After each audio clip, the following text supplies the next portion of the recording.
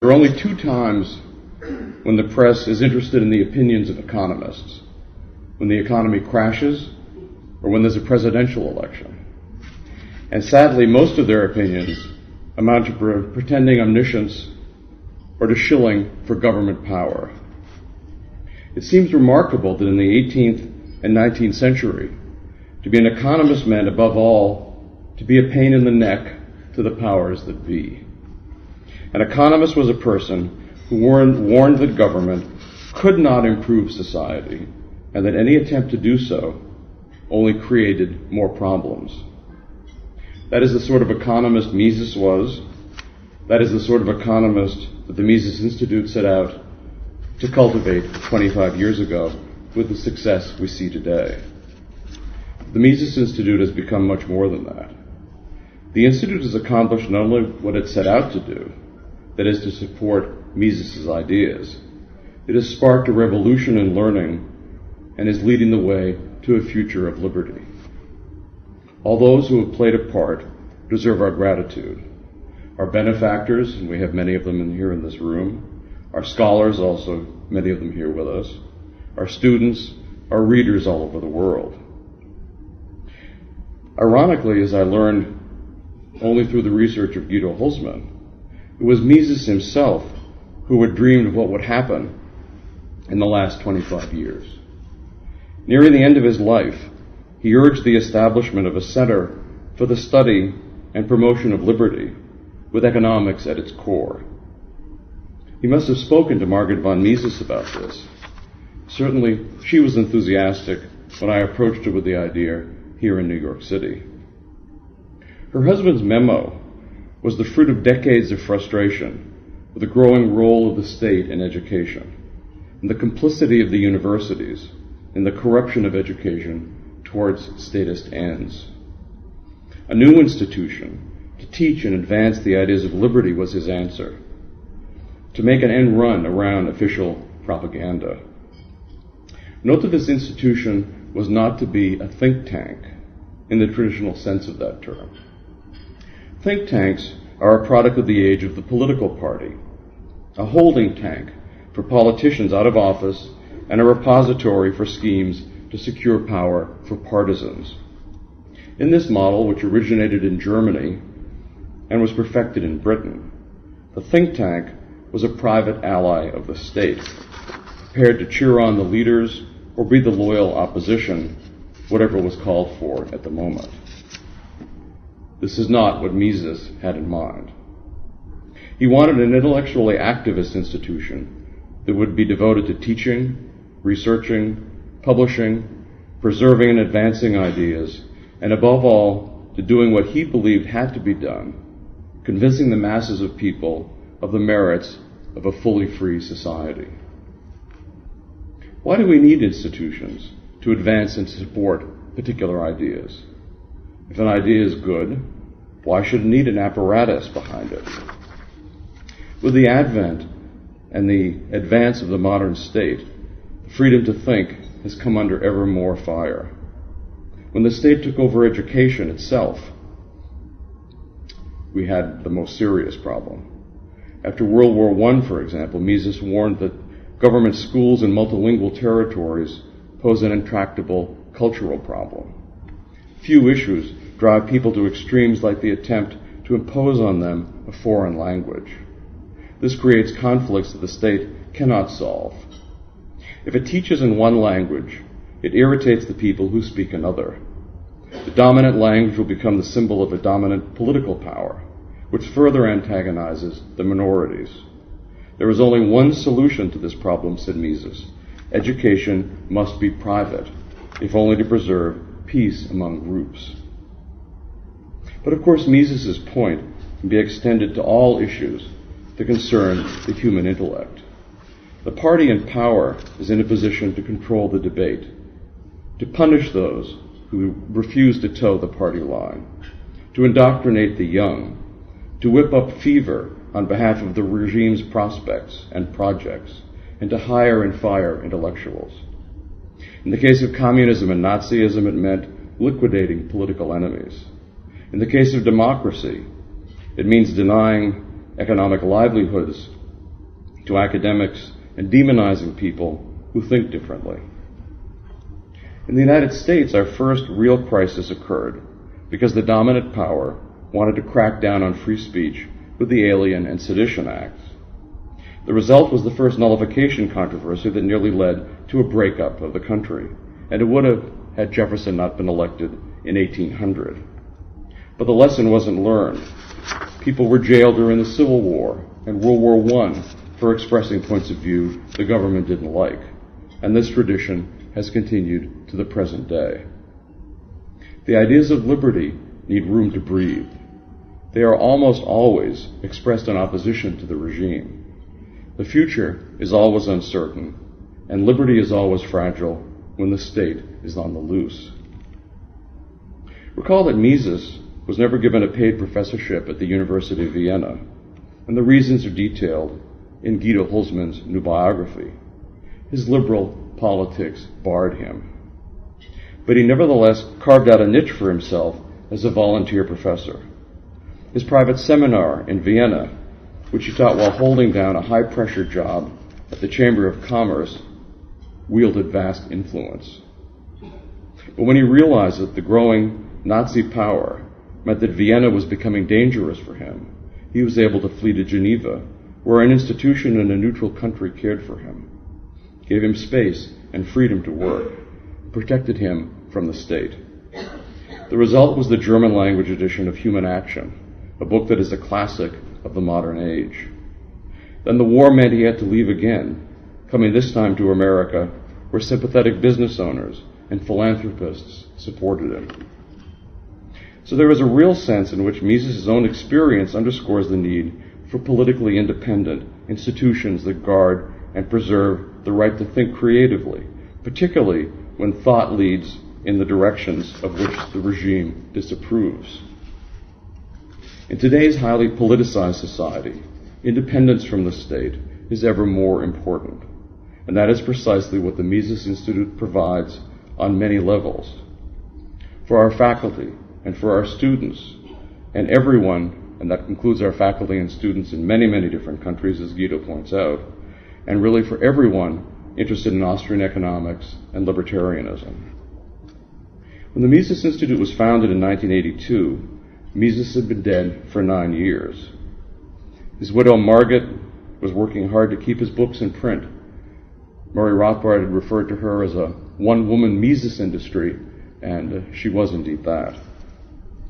I'd been able to assist in this work, as John Denson pointed out, at Arlington House Publishers under Neil McCaffrey, where he brought back 3 of Mises' books into print: Bureaucracy, Theory and History, and Omnipotent Government. And I only met Mises once over dinner, but I recall every moment as if watching a film frame by frame. And when I approached Margit, there was renewed interest in Austrian economics, but there was still a serious deficiency that had been noted by Murray Rothbard. Mises' own contributions were being overlooked, even swept away. Yes, he was treated as a worthy champion of free enterprise, but his scientific work and his sweeping sociological outlook were being neglected or actively demonized. So the first job of the Mises Institute was to provide a home for Mises' ideas, for great books, and also for his best and most productive students, whether they were physically on location with us or not. The most notable among them was, of course, Murray Rothbard, who agreed to join the fledgling effort as academic vice president. The founding of the Mises Institute lifted his spirits, and he gave the work of the Institute wings to fly. Murray's own scholarly career had followed a path eerily similar to Mises's.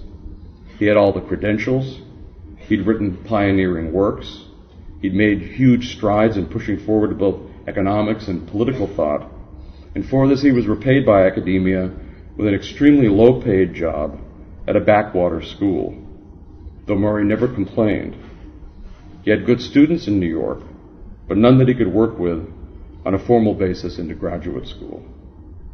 These were difficult times for Murray politically. He was a brilliant libertarian, which meant he was neither a Reaganite nor a Carterite. He had doubts about the inflationist aspects and pro-deficit aspects of supply-side economics. He was not, of course, a backer of war. In fact, he descended from the war party that otherwise liked at least some of his economic work. But he favored both tax cuts and spending cuts, which certainly made him an outlier, someone respected by young students, but shunned by mainstream venues. He had still done well in developing a salon out of his living room, and he achieved renown by publishing with non-establishment book houses. But what he needed was some institutional backing that was not working for a particular political party. The Institute gave Rothbard this very thing. First, there was our new edition of Mises's neglected work, Theory and History, to which Murray contributed the introduction. Then there was the new journal, which became the basis of the Misesian revival in academia for him to edit. As the Institute began to develop a base of financial support, and there is nothing I could say here, especially to the supporters in this room, that could possibly exaggerate the central role of this generosity. There were ever more advances. Finally, there came the classroom setting, and what later became known as the Mises University. While I recalled the days when Murray headed our faculty, there he was rushing from class to class, teaching with his legendary exuberance, talking to all the students between classes, and then staying up late at night, surrounded by the hardcore. He would teach, in effect, until 2, 3, and even 4 o'clock in the morning. The students would arrive again the next day for classes at 8 o'clock. The staff was there too, although by week's end we were looking like death warmed over, except, of course, Murray, who was still going strong. As I think back to those days, I recall several major things. I recall looking at the Review of Austrian Economics, our journal, just after the first issue came off the press. I recall the faces of all the young students, and I recall getting the news that a free market champion had endowed a chair of economics at the University of Nevada, Las Vegas, and that Murray would hold it. He would have a well-paying job at a good school. He would have students, and he could cultivate and write. That he could cultivate. He would be secure and free to teach and write, and it was a remarkable thing. He would be spared the fate that befell Mises. We were surrounded by evidence now. The work of the Institute was making a difference. Over the last 25 years, all these programs have blossomed beyond our wildest dreams. We've had the great pleasure of working, as John pointed out, with remarkable scholars like F.A. Hayek, Henry Hazlitt, Hans Sennholz, and so many more. We've worked closely with the greatest statesman of our epoch, Ron Paul, whose generosity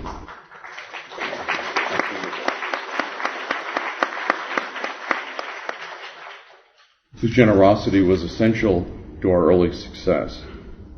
With great donors like the late Parthenia de Meralt, O.P. Alford, Lawrence Ferdig, Henry Hazlitt himself, and Peg Rowley. We've seen so many new scholars appear and dazzle us with their writings, lectures, and contributions. The Mises University has educated nearly every Austrian working today, the world over. Our publications programs expanded to films and audiobooks. Our library, rooted in the collections of Murray Rothbard and Robert Lefebvre's Freedom School, have extended in 1,000 directions with the goal of preserving what other libraries carelessly or maliciously discard. We don't just keep these for our own scholars and students. We've put almost 400 books online, as Jeff Tucker pointed out, vast amounts of amazing material, which hasn't seen the light of day for decades, is now just a click away. And if you happen to be on a college campus and see kids walking around with T-shirts with the images of Mises or Menger, Rothbard or Bastiat on them, you can know that the source is the Mises Institute. We still have a small staff. We all work very hard doing what we love, making available the scholarship of liberty in the Misesian tradition, and encouraging the studying and advancement in that tradition. We want to bring back into print the whole of the Austrian and Libertarian Library, Just this year, that includes the books of Hazlitt, Chodorow, Feder, Garrett, Hutt, Maclip, Knock, Flynn, and others. In fact, the Institute has become the mainspring of old liberal theory the world over. And yet that reality has raised a question in some areas that we might be tempted to dismiss, but one I think we should engage. The question is this: by doing what we do, are we not somehow skewing the marketplace of ideas, tilting the great intellectual debate in our favor? And is it right to enter into the rarefied world of academics with an agenda that is scientific, moral, and political? In short, if liberty is such a good idea, and if the Misesian tradition is so hot, why does it need our help? For centuries, the intellectuals of the old liberal bent, as Mises was, had believed that education alone would work to the benefit of liberty. Jefferson is a classic case in point. As people became more prosperous under liberty, he thought, they could devote ever more personal resources towards schooling. Children would not need to work, but rather could be taught literacy in all important subjects. The most promising students among them would continue their education to eventually become leaders of society at all levels. In civic life, there was one end sought: the protection, preservation, and promotion of human liberty. The city of man, as embodied in liberty, was to be advanced through the single tool of education. They saw education and liberty as a unified project, one that would not really be separable in theory or fact. They believed that the blessings of liberty would be so apparent that in all forms of learning would assist in the grand goal of enhancing the cultural understanding of liberty. Nor did they imagine the possibility of failure, much less of de-civilization. That entire generation was convinced that progress was inevitable through the spread of freedom. Now that freedom had been discovered, there would be no going back. In retrospect, that generation that absorbed Enlightenment ideals was naive in the extreme. If we look around the world today, we see that education has advanced in every sector. We cannot conceive of a child not attempting to gain admission to college. We tell the youth that the secret to success is to stay in school. As for elementary school and high school, we regard them as so important they are public goods to be provided by the state.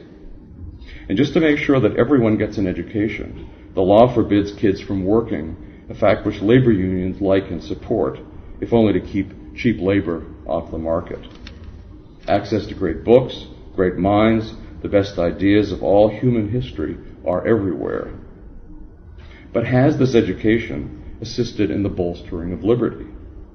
All data indicate that the more objectively educated people become today, the more likely they are to trust the state as the means of social salvation. You can map this demographically. The higher the level of education, the more the inclination towards socialist thinking. Why is this? Hayek might tell us that it has something to do with the hubris of intellectuals who believe that they can concoct a better social order in their minds than the one that freedom can create. Mises might draw attention to the resentment on the part of the intellectuals that they are not as valued by society as entrepreneurs or sports or music stars. Rothbard might point out that intellectuals are drawn to the state as a way of legitimizing their ideas and securing their financial well-being. Whatever the case, it is a fact that would have astounded people in the 18th century that the more education a person receives, the more they are drawn to social ideals that can only be realized under complete despotism, if then. A person like Jefferson would have found this inconceivable. Meanwhile, the students who were taught in public school are being socialized in a critical attitude towards the state and are often made victims of political fashion. Rather than read Jefferson or the great books, they are being instructed in recycling and phony history designed to bolster political agendas. The Enlightenment intellectual's attitude towards education was oddly defective for three reasons. The first is that the structure of the institution during the educating matters a great deal. If the institution is owned and managed by the state, we can expect that the ideas it promotes will be favorable to the regime. This should not be a controversial claim. If, for example, Walmart were running our schools, who would be surprised that criticism of Walmart would be kept to a minimum and that pro-Walmart attitudes would be cultivated among the students? We would expect that. It would not shock us. We would just consider the source. But how rarely do we consider the source when it comes to state-funded education? There is an assumption that people make that education, when sponsored by the state, will be objective and keep the student's best interest at heart. This assumption makes no sense whatsoever, but it is nonetheless widely held. We encounter often in dealing with the issue of elementary and secondary schools. If someone attends a Baptist or a Catholic school, people can ask them how can they stand all that religious indoctrination. But have you ever heard of a public school student being questioned how they can stand all that statist indoctrination? The ownership and control of institutions does in fact matter for the quality of education a student receives and what the student will be taught. The second point overlooked by the Enlightenment generation is that ideology is more powerful over human minds than the mere abstraction of ideas in general. Especially today, it is nearly impossible to escape the pervasiveness of ideology. In the guise of biology or earth science, students are routinely fed environmentalist propaganda that blames capitalism for all the world's ills. In the guise of social science, socialist plans for political reconstruction are fobbed off on the unsuspecting. There is such a thing as pure knowledge, but it is increasingly hard to find. What this means is that more knowledge does not necessarily lead to social progress. It depends on the structure of the institution doing the teaching and its ideological perspective. The third point overlooked in the Enlightenment view of knowledge is that those with the strongest motive to influence the future will tend to dominate the debate and thus control the purposes to which education is directed. And in any society, the state seeks to be the leading influence in the culture, and it often succeeds. At some point in the life of every libertarian, we come to realize that vast amounts of what the media report are taken directly from government press releases. This is just one of the ways in which the government manages to market itself and its priorities throughout society. And this point about marketing ideas is a critical one. And let me explain this by way of analogy to the marketplace for goods and services. We've all had friends who claim to have come up with the idea for some product that is currently making a big splash in the marketplace. But this is an uninteresting claim because it overlooks a critical fact. The hard work of enterprise is not so much in having an idea, but in acting on it. Here is the step that makes the difference that leads to profitability. An idea must have economic viability, that is to say, it must become an efficient part of the structure of the social allocation of goods and services. The iPhone might have been technologically viable 5 years ago, but only this summer did it become economically viable. And technical superiority does not necessarily equate to economic superiority.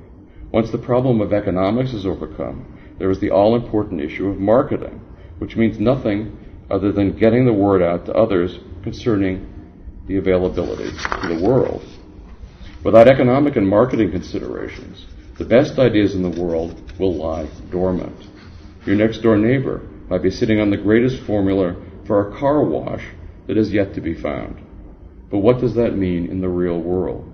Essentially, it means nothing until your neighbor discovers a way to turn that formula into the real thing, and further finds a way for others in society to acquire it. It is precisely the same with ideas. If Mises had merely imagined the ideas in human action, but never wrote them down, the world would be a very different place. If he had written them down, but never sought a publisher, nothing would have come of them. And even after finding a publisher and seeing the physical book appear in 1940 in German, he had an additional problem. His ideas were not yet accessible in English, and so to accomplish this goal, he worked more years to present these ideas to a new post-war world in a different language. Why did he do all this? Mises understood that ideas are what drive history forward, but ideas alone are not enough. They must be presented in an effective format that can be marketed, so to speak, and then they must be presented in a way that draws people to them. Mises, in contrast to the Enlightenment thinkers, knew that these last two stages of intellectual work could not be overlooked. He saw that the world of ideas is subject to the laws of economics in the same way that the market for goods and services is. There was a strong element of entrepreneurship necessary for ideas to succeed. Mises was so emphatic on this point that he went so far as to place the blame for social collapse on those who failed to fight for and promote good ideas. In Theory and History, the first book that we published and that Arlington House had brought back into print earlier, Mises wrote that all ideas, whether good or bad, originated in the minds of individuals. But these ideas can only take hold if they are accepted by society. There is no guarantee that these ideas will be accepted. People will embrace bad ideas even unto their own self-destruction. But if they choose what is destructive, Mises wrote, quote, "The fault is not theirs alone. It is no less the fault of the pioneers of the good causes in not having succeeded in bringing forward their thoughts in a more convincing form," unquote. He sums up the point with the following claim, quote, "The favorable evolution of human affairs depends ultimately on the ability of the human race to beget not only authors but also heralds and disseminators of beneficial ideas," unquote. Thus did Mises know that it was not enough to hold the right ideas, although this is an essential step. It is just as important to do everything possible to see that these views are propagated and made compelling in a way that will transform society and politics. And this is why he became an advocate of a new institution that would be dedicated to liberty. This institution, he hoped, would not only be a source of new ideas, it would work to bring them about and realize them within the affairs of the human population. Is this somehow skewing the marketplace for ideas? The claim is absurd, since the marketplace for ideas is built entirely upon ideas that have been discovered, heralded, and disseminated, and thereby become part of the structure of the world in which we live. In the same way that an entrepreneur cannot be content to merely imagine a new shopping mall or a new search engine, but must also see these dreams realized economically and then marketed, in that same way we must not and cannot be content to merely hold sound views. We must work to see them realized. And yet we are an impatient people, are we not? We want to see the effects of our work play themselves out in our own time, and we see the state expanding, and we see liberty shrinking, and we wonder whether or not our work in the world of ideas is really worth it. We might consider that were it not for the opposition voices of the Misesians, the state would have had a freer hand, and our despotism would be worse than it is. We might also consider that there is a time lag between the propagation of an idea and its realization. Finally, consider that the crumbling of a failed ideology is not always observable. We only know what has happened once the effects are plain to the world. For example, in retrospect, we know now that the socialist idea in Russia had been in continual downfall for some 50 years before the state finally crumbled. And yet only a few years before that crumbling, Western academics were assuring us that the Soviet communism was a permanent feature of the world, and that its wonderful economic system would someday overtake ours. We are so fortunate to live in times when we do in fact see the evidence of burgeoning all around us, from new technologies to new economic developments to the practical decline of the state in managing world affairs. We have seen undeniable evidence of the failure of all-out planning and the amazing beauty created by the market economy. We have seen the complete collapse of the socialist idea. Mises had no such luxury. He saw war, depression, central planning, Nazism, communism, inflationism, and that pretty much sums up of all that he saw between his birth and his death. Yet he fought on. Why did he? Murray Rothbard once wrote an entire paper discussing this very point. He said that Mises' social philosophy reinforced his battle for what is true. He knew that civilization and human existence were at stake. High theory is important, but it is not enough. The advocate of the free market must carry the struggle to all levels of society. For Mises, no form of education was beneath his dignity. There was no separating theory from practice. This is why we must be wholly dedicated to liberty, peace, and free markets. We must come out squarely in favor of human life and flourishing. Rothbard concludes that, quote, science may be value-free, but men can never be, and Ludwig von Mises never shirked the responsibilities of being human, unquote. Murray, of course, might as well have been writing about himself. The Spirit is with us today in this room, in all we do, and all we will do for the next 25 years, for neither have you shirked your responsibilities. Thanks to your generosity and help, in this year alone, we have seen an unbelievable increase in all our activities, from publishing to distribution to education. We have a new masterful biography of Mises that reconstructs the history and meaning of his time.